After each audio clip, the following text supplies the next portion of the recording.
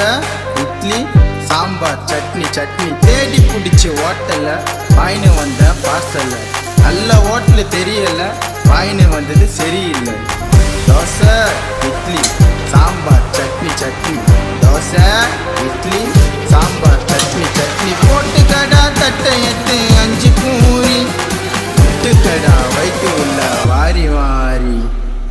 Dosa idli sambar chutney chutney dosa idli sambar chutney chutney.